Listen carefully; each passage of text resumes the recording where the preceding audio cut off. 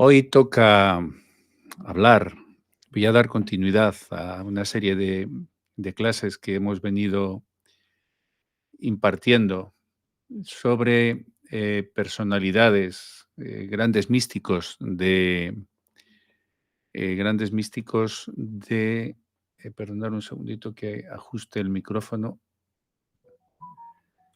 grandes místicos de la humanidad, ¿no? Ya de distintas culturas. Y hoy me gustaría em, continuar, darle continuidad a esta serie de clases con, con una de las grandes personalidades del cristianismo. Y bueno, el misticismo, la verdad es que las personas eh, que han dedicado toda su vida al crecimiento y a la búsqueda espiritual comparten todos el mismo ideal y forman todos parte de la misma familia, por así decirlo, ¿no? Entonces, independientemente de en qué religión temporal puedan estar ubicados. Hoy vamos a hablar brevemente, quiero hablaros de una de esas grandes personalidades que fue San Francisco de Asís. Eh, San Francisco nació entre el 1180 y el 1182. Eh, Obviamente en la ciudad de Asís, porque de ella toma su nombre, que está ubicada en una región de Italia llamada Umbría. Su nombre de nacimiento, el nombre de nacimiento de San Francisco, era Giovanni di Pietro di Bernardone, aunque luego fue conocido pues, como San Francisco, o en italiano Francesco. La familia suya era una familia muy próspera, acomodada. Su padre si lo diré, Pietro di Bernardone era un comerciante muy rico de telas, tenía mucha opulencia, mientras que su madre era Pica Bourdemont, que era de origen francés, de una familia noble, de origen francés, como os decía, por lo cual él provenía de una familia muy acomodada para la época y su padre tenía grandes expectativas para él porque el mayor deseo que tenía el padre de Francesco era que se dedicara a los negocios, que se convirtiera en un exitoso hombre de negocios y que obviamente pues le sucediera a él en el manejo del patrimonio familiar. La juventud de Francisco, obviamente, os podéis imaginar su infancia y su juventud, pues llevó una vida absolutamente privilegiada, ¿no? Para la época y absolutamente despreocupada y disfrutando, como no podría ser de otra manera, ¿no? Pues de la riqueza de su familia. Y él se destacó en su juventud por ser un hombre tremendamente extrovertido, carismático y fijaos por dónde muy amante de los placeres y de los fiestorros de la época, ¿no? Obviamente, como correspondía a un joven con dinero y con posición, pues lógicamente en su juventud pues no se privó de nada de esto. Es de destacar su servicio como soldado y la parte en la que estuvo cautivo, ¿no? Su captividad. Él, esto también es un fenómeno que se repite en muchas de estas grandes personalidades, podemos verlo también en santos y en grandes poetas destacados, ¿no? Y religiosos como Lope de Vega, eh, Lord Byron, tantos, ¿no? Que tienen esta inclinación hacia las armas, ¿no? A la guerra, a ser héroes, ¿no? A destacar por actos de justicia y servicio. En su juventud, pues Francisco deseaba obtener reconocimiento y gloria como caballero. Ese era su ideal y en 1202 él participa en la guerra entre las ciudades de Asís y Perugia. Italia tardó mucho tiempo en consolidarse como Estado y pues Italia se parecía mucho en aquella época a la Grecia clásica, ¿no? Donde eran ciudades-estado, ¿no? En vez de una gran nación, eran ciudades-estado, aunque hablaban el mismo idioma, tenían todos sus vínculos culturales, pero estaba dividida en ciudades-estado. Así que él participa en esta guerra entre las ciudades de Asís, precisamente su ciudad, y Perugia, donde él es capturado y es encarcelado y permanece prisionero, pues aproximadamente se dice que sobre un año. Y esta experiencia, precisamente el de estar de cautivo, fue el primer paso hacia su cambio interior. En ese estado, en la prisión, comenzó a experimentar una profunda transformación. Tras su liberación, tras ser liberado del cautiverio, Francisco cae enfermo y pasa mucho tiempo recuperándose. Y durante todo este periodo comenzó a reflexionar sobre aspectos de su vida, ¿no? Sobre sus ambiciones, sobre lo que había sido su vida, y comenzó a sentir una creciente insatisfacción con el estilo de vida que había llevado hasta ese momento. En él se dan una doble mezcla, el sueño de la caballería y el llamado divino. Estas son las dos vocaciones que en él están. Él hace un nuevo intento como caballero en 1204. Él intenta nuevamente alcanzar la gloria militar, uniéndose a una expedición en el sur de Italia, pero durante el viaje, y esto es muy importante, durante el viaje tuvo un sueño, una experiencia mística, en el que Dios le instaba a que regresara a Asís y que cambiara completamente el rumbo de su vida. Tras este sueño, él decide abandonar sus aspiraciones de caballería y vuelve a casa. En el retorno hay un momento que es crucial en su proceso de conversión y es el encuentro que tiene con un leproso. Francisco, quien hasta entonces le temía y sentía asco y rechazo a los leprosos, bajó de su caballo y abrazó al leproso. Y en esto quiso simbolizar o simbolizaba su voluntad de renunciar a su antigua vida de comodidades y acercarse al sufrimiento de los marginados. Él tiene esta revelación en su viaje. Hay una fase importante, ¿no?, que es la conversión y la renuncia, que a partir de entonces tiene a los bienes terrenales. La visión que tiene posteriormente San Damián en 1205, Francisco tiene otra vez otra experiencia mística. Mientras que estaba rezando en la iglesia de San Damián, él dice escuchar la voz de Cristo, que le decía: Francisco, repara mi iglesia que está en ruinas.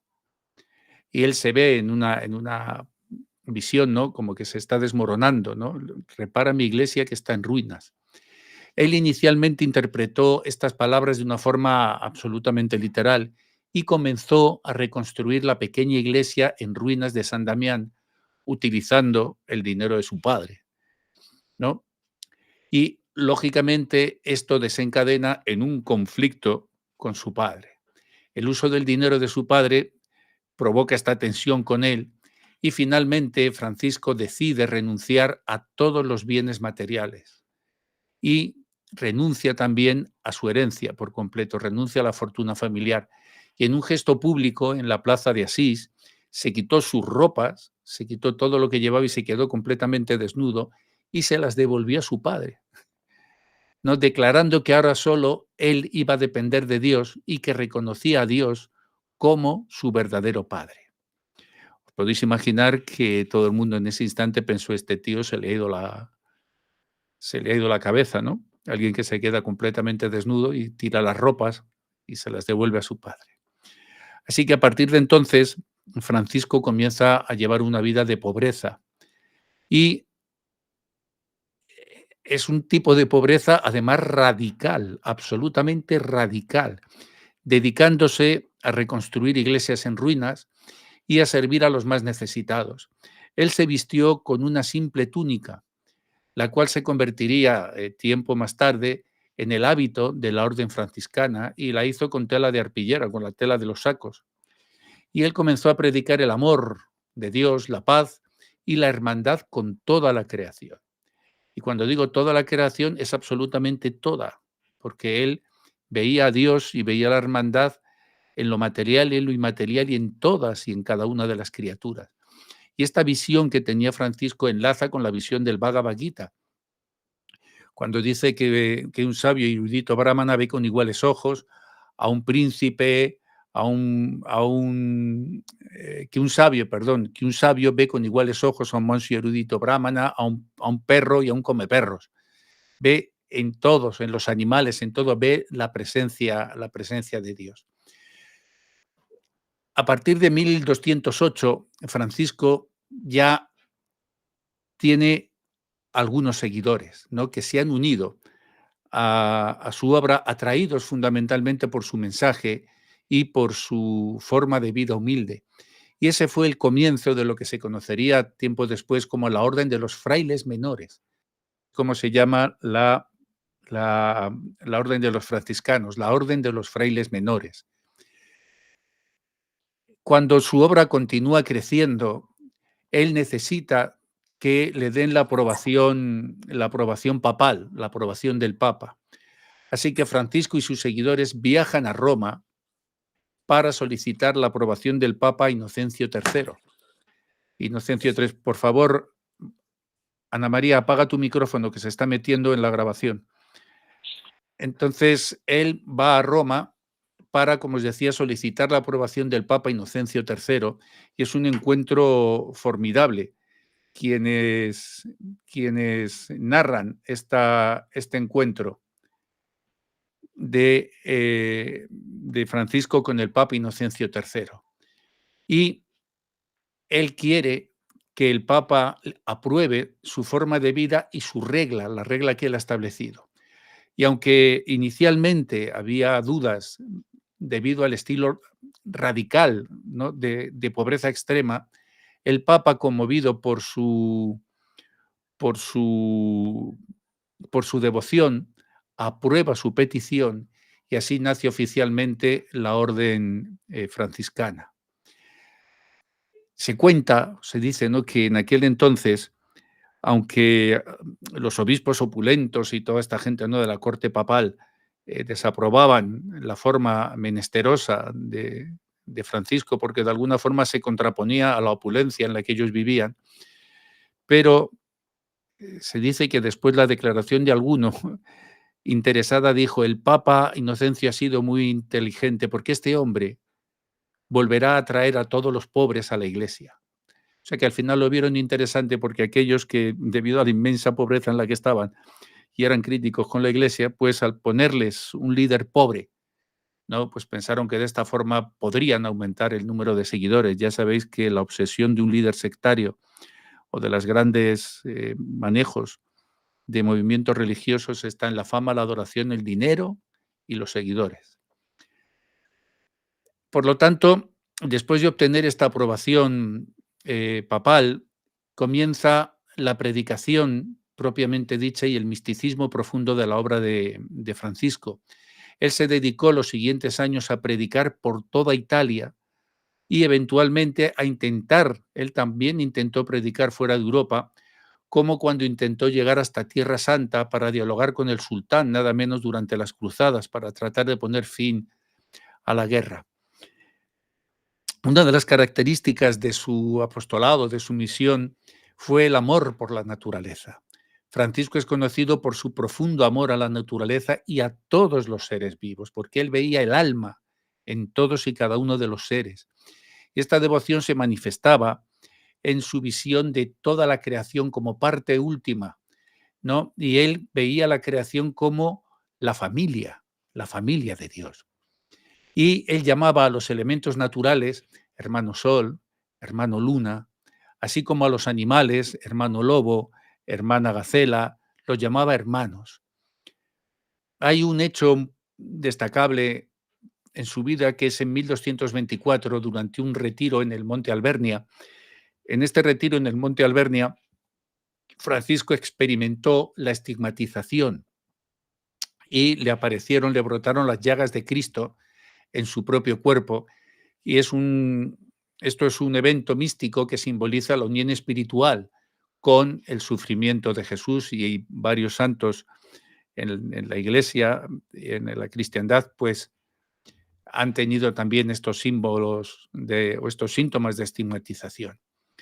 Sus últimos años y su muerte estuvieron marcados por una enfermedad y la escritura del Cántico de las Criaturas, una obra absolutamente prodigiosa, el Cántico de las Criaturas. Ya solamente el título es estremecedoramente evocador. En sus últimos años, Francisco sufrió problemas muy graves de salud, incluida una ceguera parcial, quedó medio ciego. Y a pesar de su dolor, él compuso en mitad de todo ese dolor el Cántico de las Criaturas, que es una de las primeras obras literarias escritas precisamente en lengua vernácula italiana y no en latín, no en el culteranismo, donde él expresa su alegría y su gratitud hacia la creación de Dios. Francisco muere el 3 de octubre de 1226 en la Porciúncula, que era una pequeña capilla cerca de Asís que él mismo había reconstruido, y fue posteriormente canonizado santo por el Papa Gregorio IX en 1228, solo 2 años después de su muerte. Es uno de los santos, no sé si era el que más, pero creo que sí, ¿no? Inmediatamente, ¿no? Que fue canonizado inmediatamente, ¿no?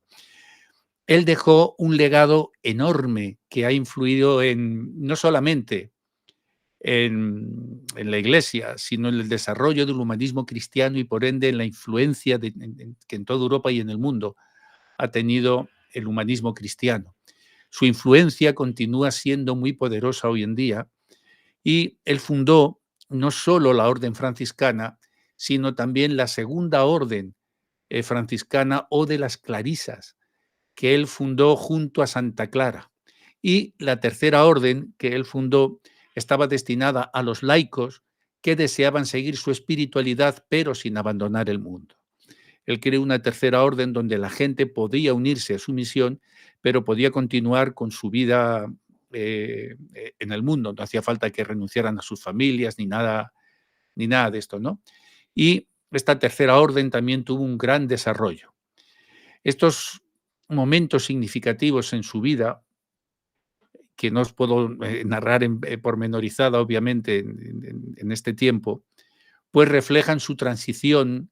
Quería haceros un breve esbozo de su transición desde ser un joven privilegiado y un ambicioso hombre de armas y profundamente a convertirse en un hombre profundamente comprometido con la pobreza, con el servicio a los demás y con la reverencia, y esto es lo más destacado de él, la reverencia hacia toda la creación.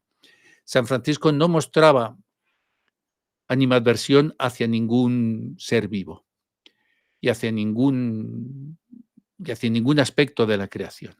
Hay un aspecto controvertido, y ahora vamos a entrar un poco más en su filosofía más profunda.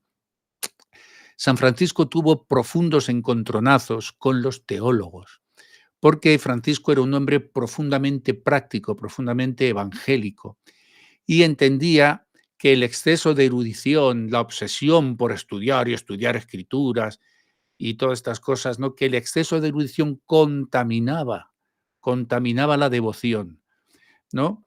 En la India también podemos ver esto, la lucha entre el Gyani, que es el que tiene el conocimiento, y el Bhakta o el Bhakti, ¿no? Que es el que tiene devoción. Y esta dicotomía se da también en Francisco, ¿no? Él potencia más el lado devocional que el lado intelectual o de conocimiento. No es que San Francisco mostrara, a ver si me entendéis, una animadversión, así que los tuviera excomulgados o castigados, ¿no? Hacia los teólogos y los estudiosos en sí mismos, no, sino que era más bien una profunda preocupación, como os he dicho, sobre cómo el conocimiento académico podía desvirtuar a sus seguidores del camino de la humildad, el pagarse de sí mismo, no el querer tener posición, que me reconozcan como un gran conocedor del sastra, de las escrituras, ¿no? Y él tenía esta preocupación, ¿no? Que este exceso de conocimiento académico pues desviara a sus discípulos del camino de la humildad, de la pobreza y del servicio que él había impuesto en la orden. Y su postura se debía a su particular visión de la vida espiritual y al contexto eclesiástico de su tiempo. Hay varios factores que nos ayudan a entender la actitud de San Francisco hacia los estudiosos.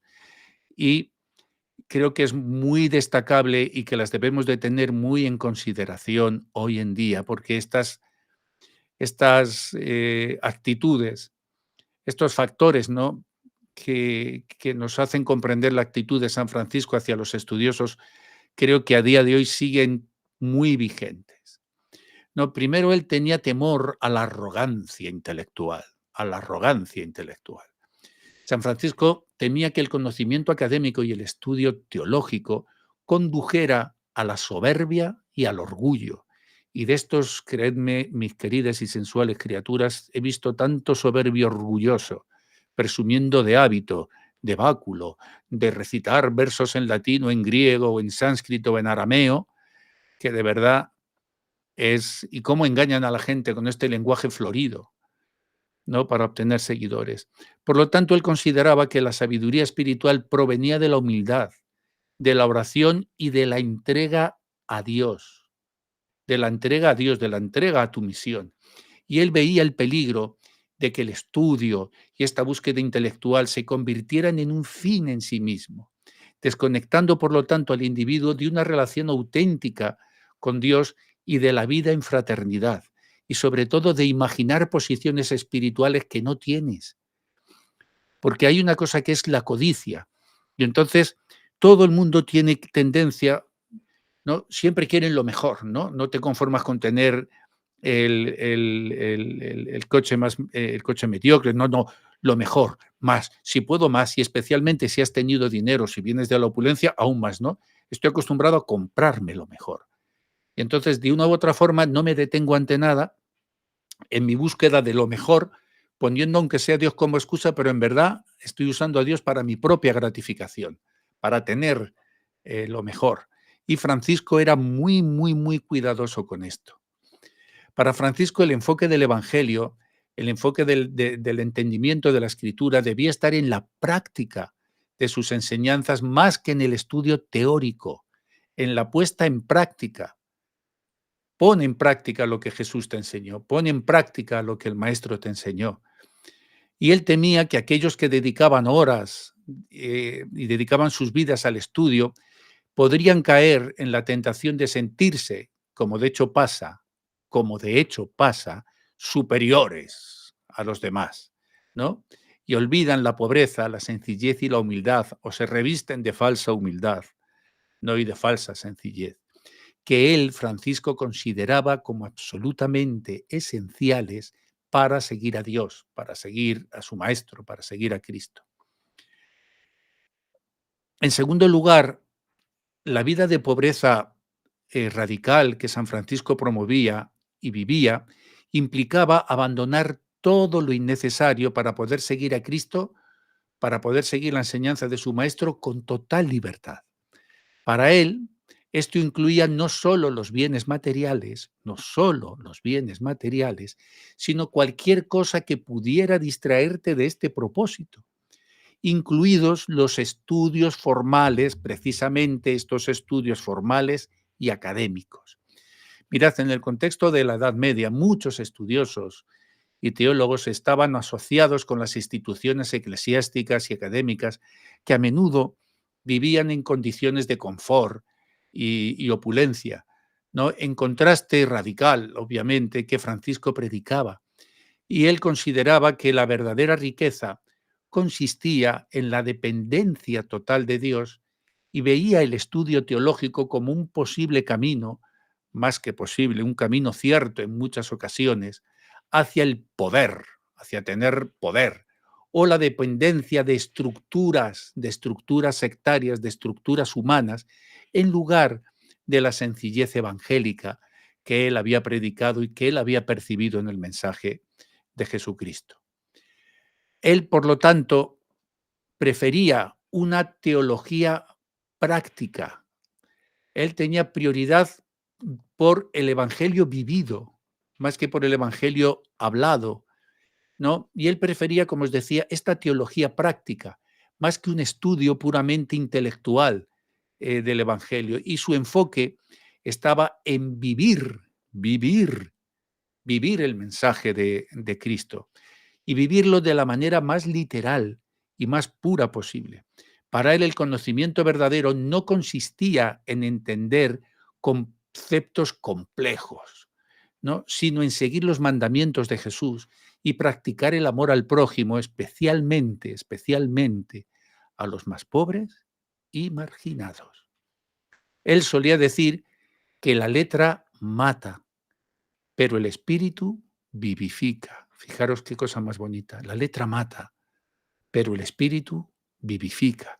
Refiriéndose al hecho de que la comprensión del Evangelio debía llegar a través de una experiencia vivida,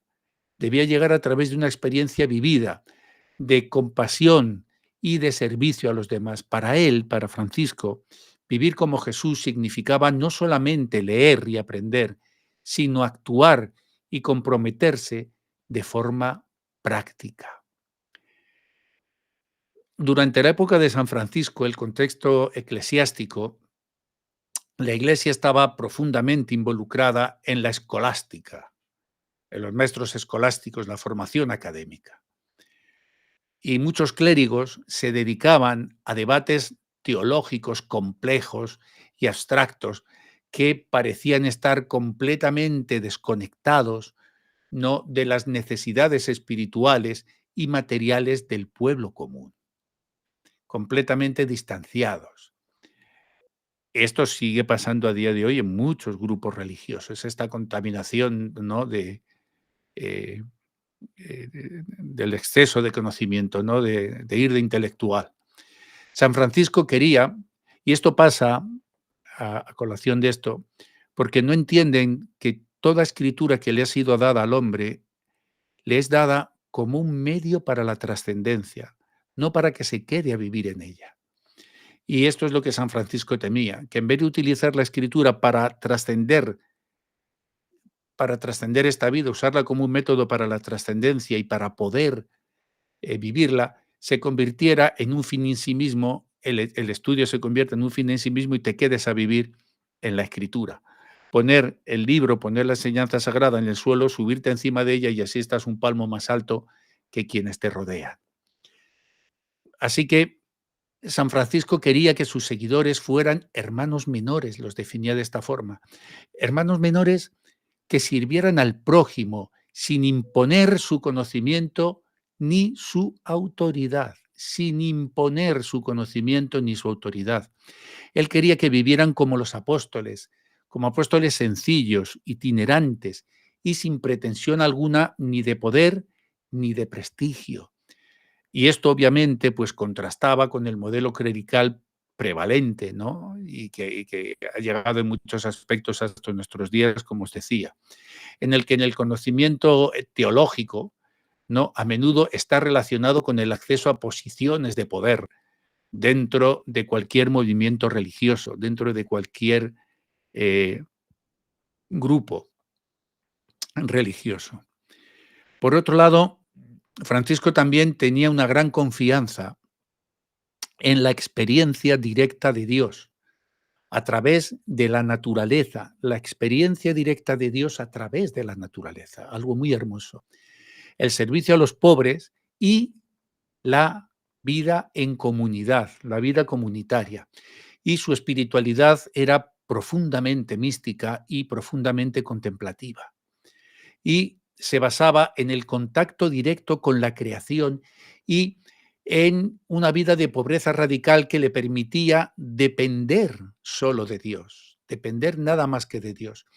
En contraste, el estudio formal podía parecer un obstáculo que distanciaba al individuo de lo que él decía, la inmediata presencia de Dios, ¿no? Este estudio formal, ¿no?, se veía y lo veía como un obstáculo que distanciaba al individuo de la inmediata presencia de Dios. En las cosas simples de la vida cotidiana dejabas de ver a Dios en lo común y te enfrascabas en los estudios, en los libros y dejabas de ver a Dios en todos y cada uno de los seres. Francisco quería que sus hermanos aprendieran a ver a Dios en cada persona, fijaros qué concepto más hermoso, en cada persona y en cada criatura. Y él temía que la excesiva intelectualización pudiera llevar a perder esta visión. Y aunque Francisco mostraba estas reservas, también es de destacar que él nunca prohibió, ¿no?, explícitamente el estudio en la orden franciscana. Tuvo encontronazos muy fuertes, pero él no imponía. Esa era, que también era otra de sus cualidades. De hecho, él permitió y aceptó que algunos frailes recibieran formación teológica, especialmente cuando se trataba de poder predicar mejor el Evangelio, si les faltaba algo de formación. Eh, San Antonio de Padua, por ejemplo, fue uno de los primeros frailes que recibió la aprobación explícita de Francisco para enseñar teología en un cierto nivel, siempre y cuando, y esto fue muy importante, la condición que le puso a San Antonio de Padua, que no se extinguiera bajo ningún concepto el espíritu de la oración y de la devoción. Es decir, que el conocimiento nunca solapara a la devoción. Y este permiso que le dio a San Antonio de Padua no estaba, muestra, ¿no?, de alguna forma, que él no es que estuviera en contra per se, ¿no?, de tener algo de formación, ¿no?, sino de la forma en la que ésta podría desviar a los frailes de su propósito fundamental, porque él entendía que el conocimiento podía ser útil, pero siempre y cuando no comprometiera la vida espiritual ni la misión de vivir en simplicidad. Y este equilibrio entre la fe y el conocimiento es muy difícil de sostener. La visión de Francisco reflejaba este intento continuo de mantener este equilibrio entre la fe por un lado y el conocimiento, y él consideraba que la verdadera sabiduría, la sabiduría profunda, no provenía del amor a Dios y del servicio a los demás, y no provenía de ningún tipo de conocimiento. Por lo tanto, él quería evitar que los frailes cayeran en la trampa de buscar prestigio intelectual o reconocimiento que pudiera alejarles de su vocación de servicio humilde. El énfasis en que el estudio debía ser un medio para un fin más elevado, y ese fin no podía ser otro sino la práctica del amor de Dios en el mundo, ¿no?, y especialmente hacia los más necesitados. Fuera de eso, él no veía ninguna necesidad ni encontraba propósito alguno al estudio. San Francisco, como os decía, no es que estuviera necesariamente, ¿no?, en contra de todo tipo de estudio, ¿no?, teológico, sino que desconfiaba muchísimo de las posibles implicaciones del conocimiento académico cuando no estaba acompañado de humildad, cuando no estaba acompañado de oración y de una vida de servicio. Y de hecho, como veremos luego, os explicaré un poco, de hecho, los intelectuales, los que ya querían saber más y pensaban que sabían más que su propio fundador o que le podían dar lecciones, trataron de darle un golpe de estado y arrebatarle su posición como en la propia orden que él había creado. Su preocupación, como os decía, era que este estudio pudiera convertirse en una distracción del verdadero propósito de los frailes menores, que no era otra sino vivir, vivir, vivir el Evangelio, con total entrega y simplicidad, alejándose del poder, del prestigio, como os he dicho, que muchas veces, muchas se asocia con el conocimiento. San Francisco tuvo varios colaboradores cercanos que lo acompañaron desde los primeros años de su conversión y fueron fundamentales para la expansión y el establecimiento de la orden franciscana.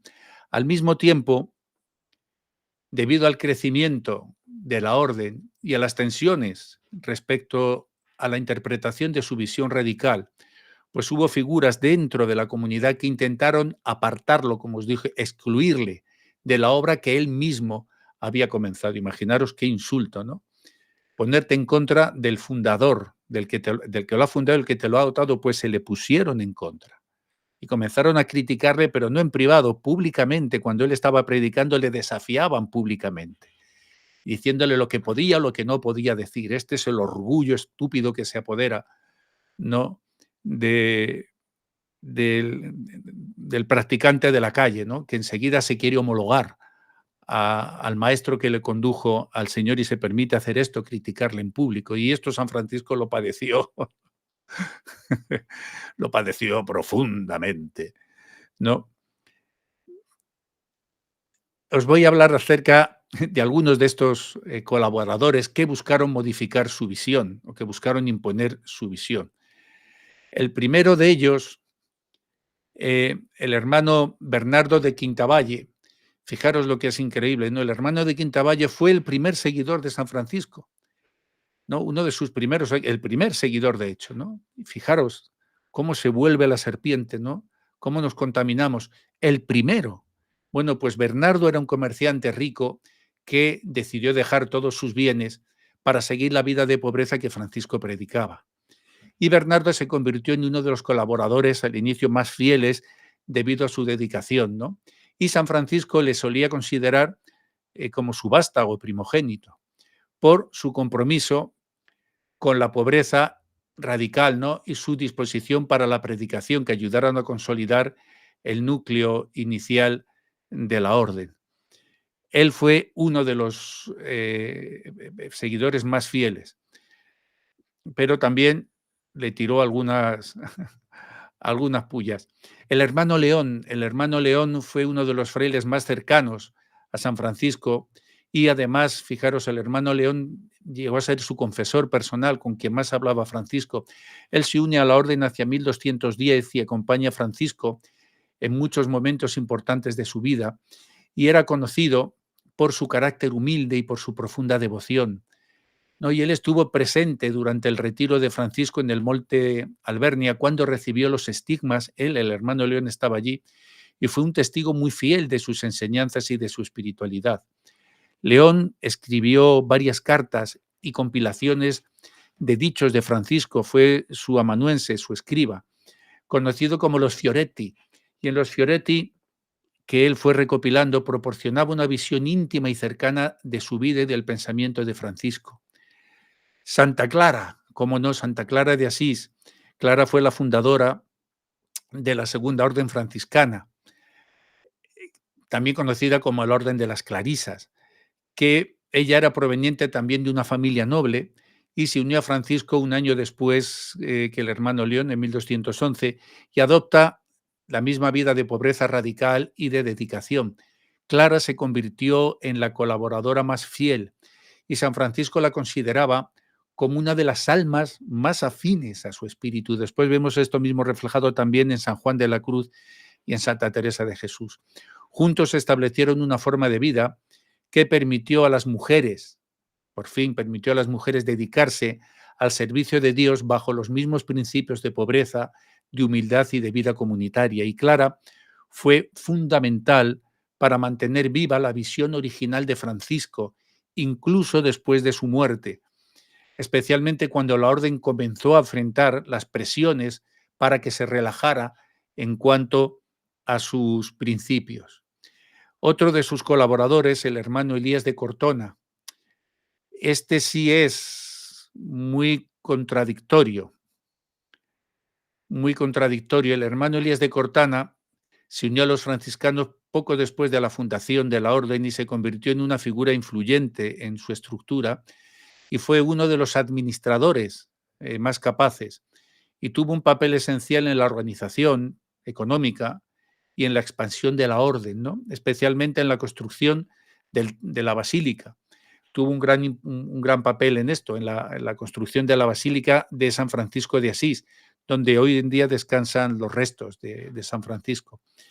Y aunque Francisco confiaba en él y lo nombró vicario de la orden en varias ocasiones, el enfoque de Elías hacia la administración, ¿no? Y hacia cómo debía manejarse el templo, cómo debía manejarse todas estas cosas, y su inclinación a comprometer los ideales para asegurar el futuro económico, ¿no? En la grandeza, en que esto esté bonito, en que esto sea así o sea así, ¿no? Para asegurar el futuro de la orden, le pusieron en un conflicto directo con la visión de Francisco.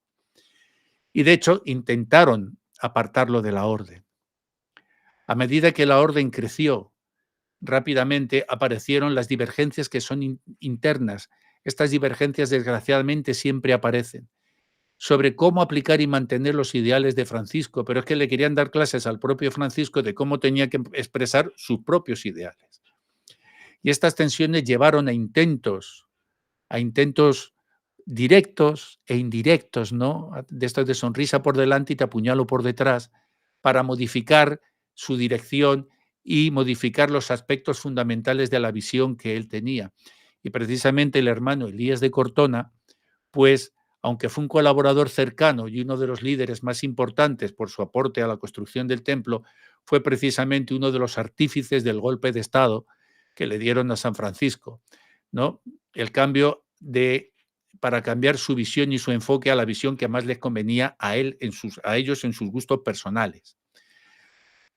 Elías, podríamos decir que tendría un enfoque pragmático y él estaba más dispuesto a comprometer la el espíritu ideal, ¿no? Estaba a traicionar, si queréis de alguna forma, ¿no?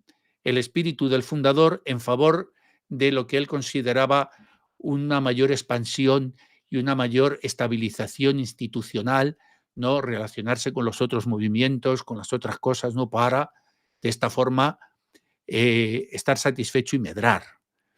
Y con el crecimiento de la orden y las demandas administrativas y organizativas que esto generó, pues Elías consideró que era el momento de apartar, de tratar de hacer de un plumazo al propio fundador de su orden para facilitar, entre comillas, el trabajo, ¿no? de los frailes.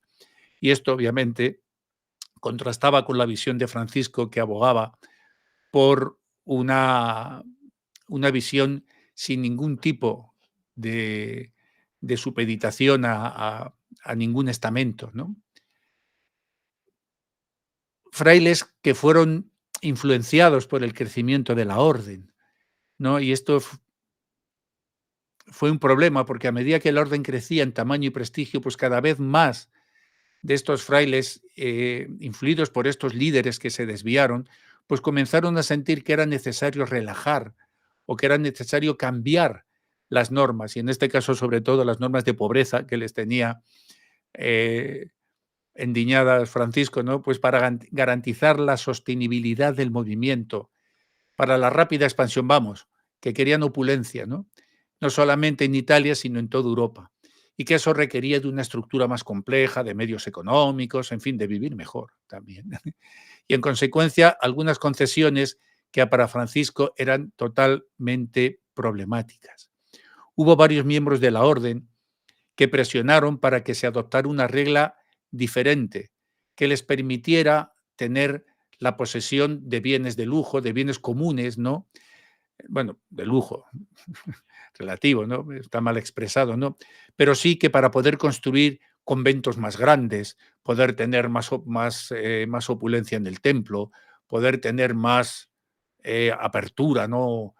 Así económica, y ocuparse por la economía del templo, la economía de la orden, de obtener ingresos, etcétera, etcétera. Y obviamente buscar un acercamiento a otras instituciones eclesiásticas de la época para ver si medras con ellas. Y estos colaboradores pues veían la necesidad de adaptarse a las expectativas, ¿no? Y las normas establecidas por la Iglesia y los otros movimientos. El Papa Gregorio IX, también anteriormente era el cardenal Ugolino, que fue protector de la orden, ¿no? Pues también fue favorable a la expansión y consolidación de la orden franciscana, que lo era, pero también deseaba, ¿no? Que ésta no se saliera de los estándares de la Iglesia, de lo que las otras órdenes, de lo que las otras sampradayas, ¿no? De lo que los otros movimientos, ¿no? Pues tenían por costumbre y al uso. Y esto generó una, un enfrentamiento con Francisco. Así que el Papa veía que la forma en la que Francisco manejaba esto, pues podría ser, ¿no? Contraria a las ambiciones de expansión. Y él promovió ciertas modificaciones que garantizaban, según su opinión, la estabilidad y para evitar, según él, la marginalización de la orden, con la excusa de que si no te vas a quedar marginado, no te voy a meter en el saco con todos los demás. Sin pensar si lo que tienen todos los demás es bueno, pero como somos la mayoría, pues es la cosa de siempre, ¿no? 1 millón de moscas no van a estar equivocadas, así que todos a comer excremento, si es necesario. Así que el Papa, con el apoyo de algunos frailes, pues comenzó a alterar la orden franciscana, y esto resultó en una institucionalización que fue muy alejada de la simplicidad ideal que Francisco había soñado. ¿Y por qué intentaron apartarlo? Pues ya lo he dicho, ¿no? Por el crecimiento y complejidad de la orden, por las envidias, por el querer tener posición, etcétera, etcétera. Y estos consideraban, ¿no?, que querían enmendarle la forma en la que Francisco, ya lo he explicado, pues tenía que predicar. Y Francisco, la verdad, muy decepcionado, pues comenzó a apartarse, a irse a un periodo más de interiorización y dejar de pelearse de enfrentarse con los hipócritas, ¿no? En sus últimos años, Francisco sufrió de problemas de salud bastante graves, que incluyeron, como os decía, una ceguera parcial y un dolor constante, tenía un dolor crónico constante. Y estas circunstancias limitaron su capacidad para poder liderar la orden de manera activa, y él, de esta forma, se retiró. Es como que Dios le dio esta bendición, ¿no?, para que dejara de pelear y pudiera descansar de alguna forma, ¿no? Viendo que era inevitable, ¿no?, la asunción de esta forma sajaya o de esta forma pretenciosa de manejar el templo, de manejar la orden, pues le dio cierta incapacidad para que él pudiera liderar de forma activa, y permitió de esta forma que otros asumieran roles de liderazgo con una visión completamente distinta a la que tenía Francisco. De hecho, impusieron una visión que no guardaba relación para nada con su fundador en muchos aspectos. Su enfermedad, lógicamente, terminó por debilitar su posición, y esto facilitó que miembros con poder económico y con un deseo de enfoque más institucionalizado, ¿no?, hacia los grupos, hacia las entidades religiosas, pues tomaran decisiones que eran completamente contrarias a la visión original y al espíritu con el cual se había creado el templo. Las consecuencias del apartamiento o del apartarse de Francisco, bueno, aunque obviamente no fue formalmente apartado, ¿no?, porque los papeles, por así decirlo, no fue apartado en la orden que fundó, pero la influencia de Francisco en la dirección de la misma, pues disminuyó considerablemente, y fue suplantado por falsos o por seguidores pagados de sí mismos en cierta medida, ¿no? Y le cambiaron la regla, le cambiaron todo, y sobre todo disminuyó considerablemente en sus últimos años. La regla de 1223, que fue aprobada por el Papa Honorio III, ya reflejaba concesiones al respecto de la visión original de la pobreza radical y de otras fórmulas que Francisco había tenido, es decir, que le prostituyeron de alguna medida, ¿no?, en una gran medida, su obra. A pesar de los intentos de institucionalizar, ¿no?, y suavizar estos principios, Francisco siguió, para aquellos que eran verdaderamente sinceros, siguió siendo una figura muy venerada y amada por todos los frailes, por quienes eran devotos sinceros de corazón y, sobre todo, agradecidos. Y su ejemplo personal y sus escritos, como el Testamento, no fueron intentos de reafirmar su visión y mantener la orden fiel a sus principios originales. Él dejó volcado su conocimiento en sus libros para que otros pudieran aprender de él, lo dejó en sus escrituras, se apartó de tener discusiones estúpidas verbalmente y volcó todo su conocimiento en las obras postreras de su vida. Y San Francisco fue apoyado por colaboradores cercanos que compartían su visión espiritual y no veían en esta necesidad del crecimiento de la orden y esta necesidad de prostituir las bases con las que habían sido fundados. Y esto generó una tensión constante entre la visión original de la pobreza y el pragmatismo necesario que él tenía, y la ambición de mantener una institución religiosa, y generó esta batalla, ¿no? Esta contradicción. La porciúncula, que no quería terminar sin hablaros un poco de esto, la porciúncula tiene un significado clave en la vida de Francisco de Asís, por varias razones, ya que está profundamente ligada con su conversión, con su misión y con la fundación de la Orden Franciscana. Mirad, la porciúncula, no quería acabar la clase sin explicaros esto, también conocida como la Capilla de Santa María de los Ángeles, fue el lugar que eligió Francisco como el corazón espiritual de su movimiento y que se convirtió en el símbolo de su amor por la sencillez y por la renovación de la Iglesia.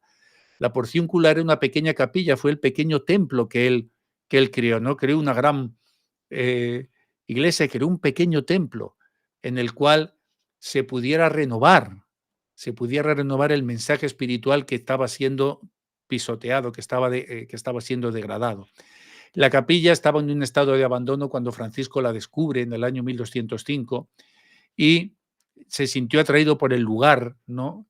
Porque él tenía una devoción a la Virgen María, a quien la capilla estaba dedicada, y además la sencillez y humildad del lugar pues coincidían con su visión espiritual de pobreza y de desapego. Él restaura la porciúncula y esta fue una de las 3 iglesias que él restauró durante su juventud. Las otras fueron las iglesias de San Damián y San Pedro de Asís, pero justamente la de San Damián es la que, como os he dicho anteriormente, se le aparece la voz y él piensa, cuando Francisco recibe esta voz de Dios y dice, repara mi iglesia que está en ruinas, él piensa que se refiere a un templo físico, cuando en verdad se está refiriendo al decaimiento espiritual, filosófico, al decaimiento de los principios de la iglesia. Y la porciúncula se convirtió en el lugar espiritual central de su misión.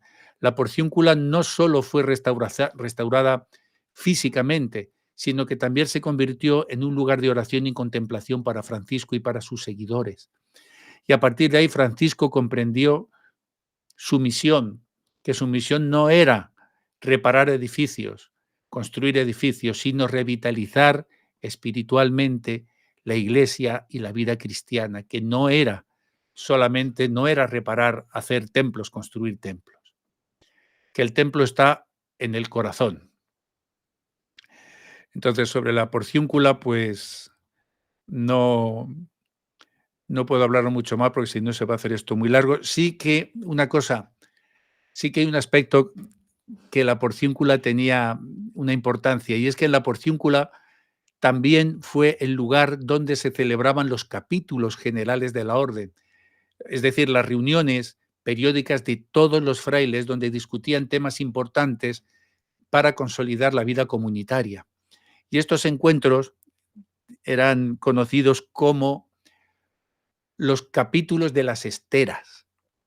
Y os preguntaréis, ¿y esto de las esteras? ¿De dónde venía el nombre? Pues mirar, era debido a que los frailes dormían sobre esteras en el suelo, demostrando así su humildad y desapego de los lujos. Así que los capítulos de las esteras se reunían allí, todos dormían con una estera en el suelo.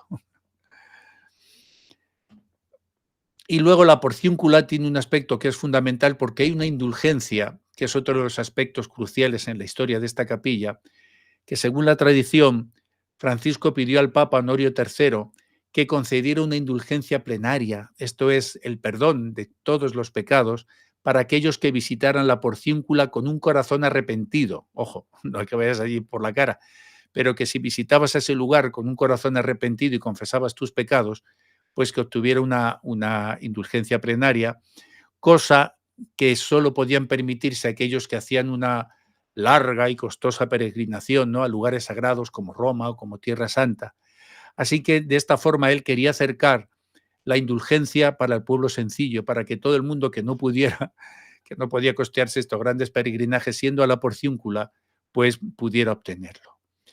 Los últimos días de Francisco y su muerte, la porciúncula tiene un profundo significado como el lugar donde Francisco pasó también sus últimos días, ¿no? Arrinconado en cierta medida, como os he dicho, de la propia obra que él fundó en la porciúncula, él pasó allí sus últimos días. Y cuando estaba gravemente enfermo, pidió ser llevado a la porciúncula para morir allí. Y él murió el 3 de octubre del año 1226 en una pequeña choza, que se hizo junto a la capilla, y sus últimos momentos fueron una absoluta expresión de su profunda humildad y cercanía a Dios. Y obviamente después de su muerte, pues la Porciúncula se convirtió en el lugar de peregrinación, ¿no? Y es uno de los sitios más venerados, como no podía ser de otra forma, por los franciscanos. Francisco escribió varias obras también y oraciones que reflejaban la profunda espiritualidad y su visión radical, ¿no?, del cristianismo, la humildad, el amor hacia la creación. Y os voy a decir brevemente, porque creo que ya me estoy pasando del tiempo que quería dedicarle, para que en el vídeo no sea muy largo, os voy a decir simplemente como cloenda algunas pinceladas de algunos pasajes destacados de algunas de sus obras más importantes. En el Cántico de las Criaturas, que también es el Cántico del Hermano Sol, también conocido así, el Cántico del Hermano Sol, que es una de las primeras composiciones poéticas en italiano, que es todo lo prodigioso de él, que además fue un avanzado, porque casi todos los místicos tienen obras poéticas, pero es que además él hizo una de las primeras obras poéticas en italiano que hasta entonces no se habían producido, y es quizá la obra más conocida de San Francisco, el Cántico del Hermano Sol, donde él refleja su amor por la naturaleza y su sentimiento de fraternidad con toda la creación. Y él en uno de los pasajes, pues dice: Altísimo, omnipotente, buen Señor, tuyas son las alabanzas, la gloria y el honor y toda bendición. Él comienza así, este es el inicio. Él inicia así el Cántico de las Criaturas de esta forma. Y continúa diciendo: Loado seas, mi Señor, con todas tus criaturas, especialmente el Señor, hermano Sol, el cual es el día y por el cual nos alumbras. Así que, como veis, él expresa una profunda gratitud hacia el Sol, al que considera un hermano. Y esta visión, ¿no?, refuerza la conexión que él sentía hacia todos los elementos del universo. Él tenía una espiritualidad absolutamente holística, viendo a Dios en cada uno de ellos, en cada presencia. Francisco encarnaba el verso del Bhagavad Gita que dice: aquel que me ve a mí en todo y ve que todo está en mí, yo nunca le pierdo a él y él nunca me pierde a mí. Francisco era un fiel reflejo de este verso. Y también decía en otro apartado: loado seas, mi Señor, por la hermana agua, la cual es muy útil, humilde, preciosa y casta. Y fijaros, veía la humildad del agua. Y es cierta, el agua se adapta al cántaro en el que la pongas, fluye, no se enfrenta, pero desgasta todo con su trabajo, ¿no? Y es un reflejo de su propia espiritualidad, que estaba centrada en la humildad y en el reconocimiento de lo sagrado en lo sencillo. Y luego decía: loado seas, mi Señor, por aquellos que perdonan por tu amor y soportan enfermedad y tribulación. Luego tiene otra obra que es la oración ante el crucifijo de San Damián, que fue pronunciada por Francisco frente al crucifijo de la iglesia de San Damián, cuando tuvo la visión de que Jesús le pidió que reparara su iglesia. Y es una de las oraciones más conocidas y expresaba esta oración, ¿no?, su anhelo de comprensión y acción según la voluntad divina. Y como pasaje destacado, porque no puedo recitar todo, pues decía: Altísimo y glorioso Dios, ilumina las tinieblas de mi corazón. Dame fe recta, esperanza, esperanza cierta y caridad perfecta, sentido y conocimiento, Señor, para que cumpla tu santo y veraz mandato. Entonces, como veis, era absolutamente maravilloso. En la regla novulada, que es la primera regla de 1221, es novulada porque aún no tenía la bula del Papa. Hay un pasaje destacado, y con este voy a concluir. Fijaros qué instrucción da.